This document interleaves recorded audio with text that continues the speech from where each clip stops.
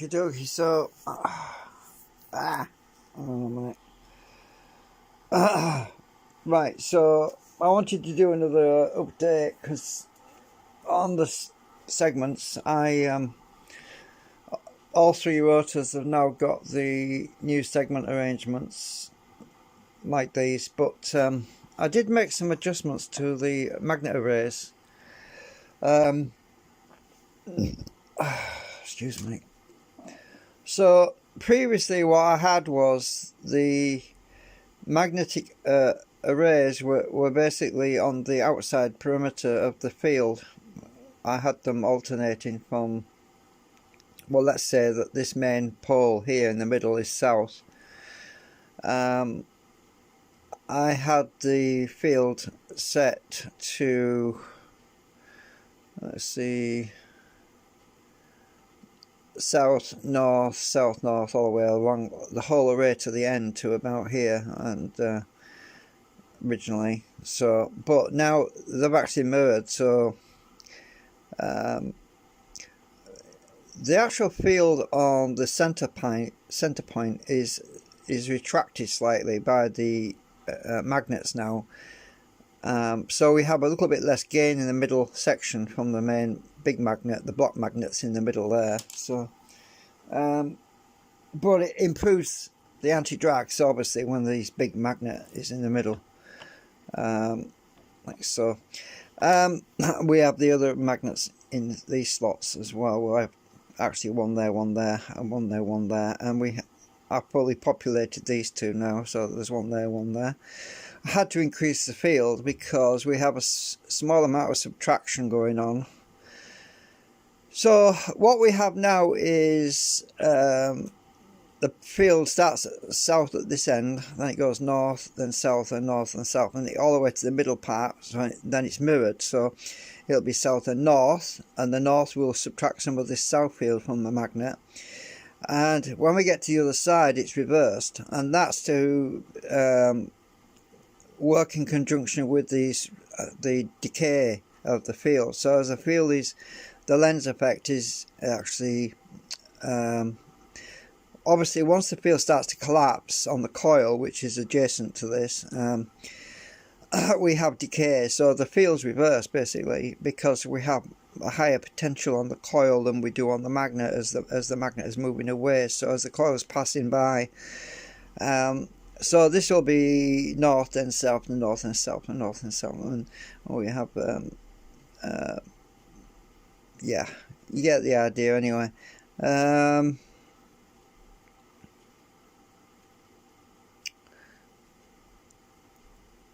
Right, anyway, I think I've got that right. I'm just thinking a minute. So I've been feeling very tired this for a few weeks. I've got an eye infection apparently. I found out I had some sort of eye inflammation in my, and I'm seeing an optician on Saturday this coming week. So I've been a little bit under the weather. But anyway, with this new configuration, we're seeing a much better improvement on our efficiency. I'm just moving my stand out of the way a sec. Input current, I've seen it fall to about 170 milliamps, but at the moment, what is that at the moment? It's about 186 milliamps at 6.5 volts. It's still dropping though, the current slowly drops. Our current RPM is 1308. I have been watching it. I have seen it climb up to 1350. I've seen it climb up to 1350 RPM earlier on, but the power fluctuations seem to be happening again for some reason. It's running very nice and quiet. I've got it perfectly balanced, and the LEDs are nice and bright. Well, during the daytime at the moment, so the lights from just cast a shadow so you can see them a bit better, because they're nice and bright, and we're still running through one choke at the moment. Now there's a big improvement on it. So at 1308 RPM, if I put it through 2 chokes now, let's connect this to 2 chokes. Let's go, there we go, it's a lot brighter now. You can see how much brighter that goes when I put it on. So that's 2 chokes, and let's see how much we lose in RPM.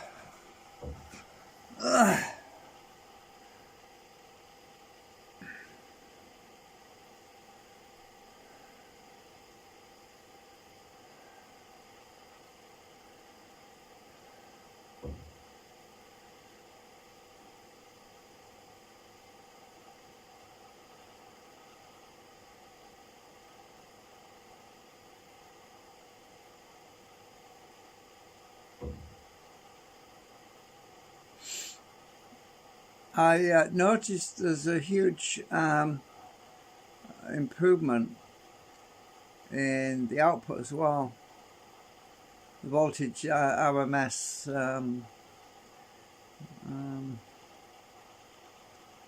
so you can see it only drops very slowly, and it's not dropping very quickly. There's not much dropping off it really. The current consumption of the LEDs, I'll try and show you that. Let me just put this back to 1 choke a minute, because I want to put this on the stand. Right, so I've just got it on 1 choke right now. Let's just put this, I'm going to put the camera on the stand because I want to show you the current consumption of the LEDs. Right, I've got to get my meter. Right, just give me a sec. Right. Just give me a second while I find my meter. I think I left it in the other room.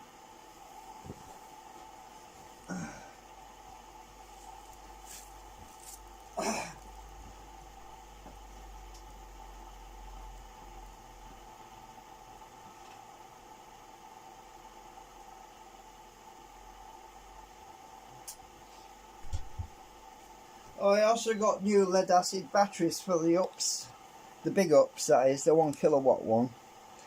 I fitted new batteries to that, and it's so I've got a full 50 minutes of uptime now with that. So let's just put this on current. I want it on AC.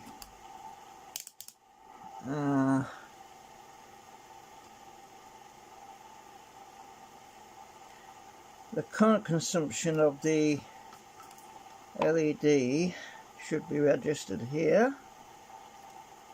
Right. So that's the current consumption at the moment, 5.6 milliamps. That's going through 1 choke. If I go through 2 chokes, the current consumption is 25 milliamps. So you can see the difference. So that's 2 chokes in parallel, by the way.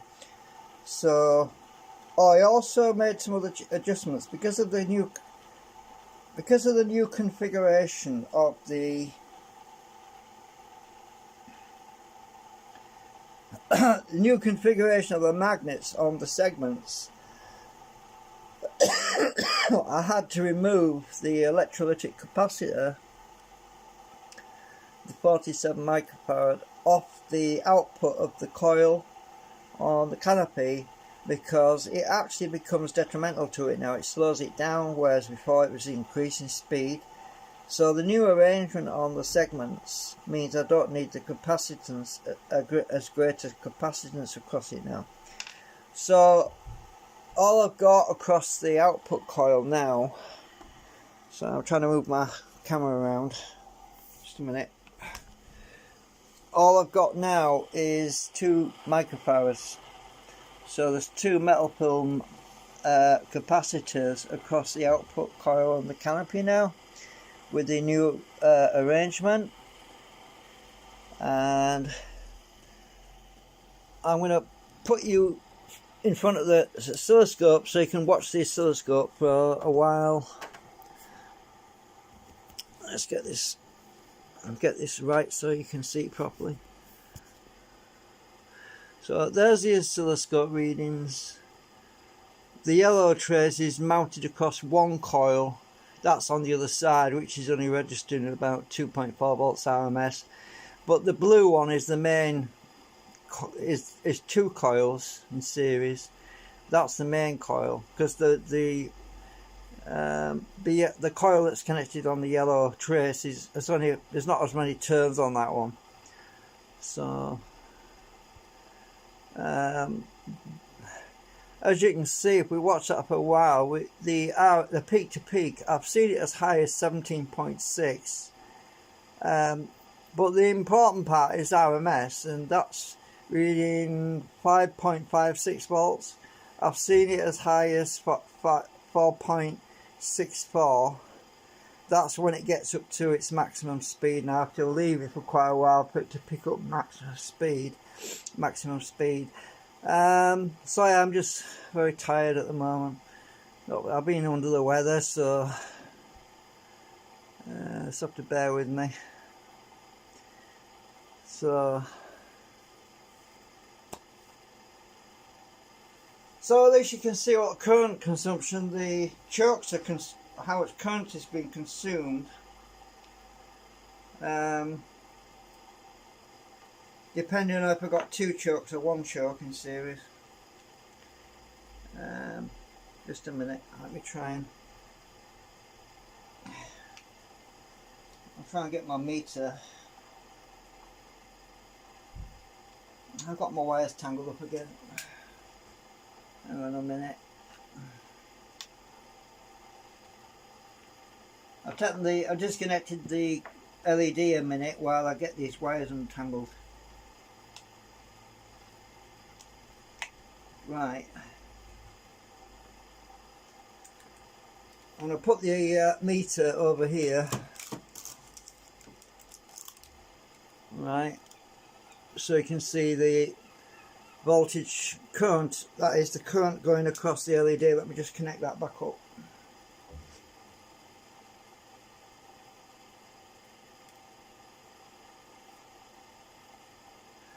So without a load on it, it's a 4.64 RMS and it's at 17.7 volts peak to peak.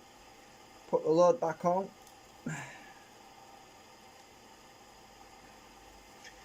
That's what it is now with the one choke consuming 5.6 milliamps with one choke in series. We're at 4.64 volts RMS and 17.5 volts peak to peak. So yeah, it's working pretty good. I'll turn my meter off. I don't know my battery down because that doesn't really change much, to be honest with you. My battery's a bit low on the meter.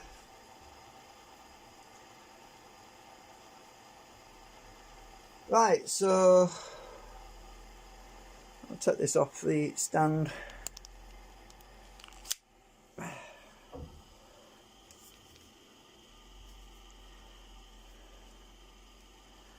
Okie dokie.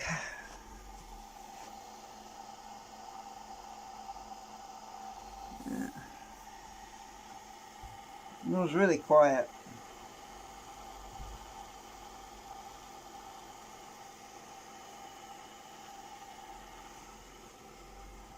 Now at 1310, it's slowly climbing again.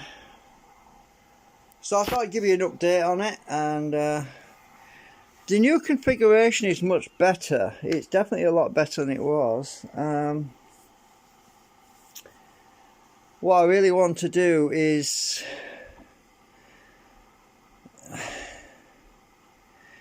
put some flux rotational parts in the center of these the magnetic pole, either using a dome shape or a tubular shape in front of the magnetic fields from the magnets, so that the field is rotated so there's less drag on, because that's where most of the drag is coming from, is when the coils pass directly over the magnetic field.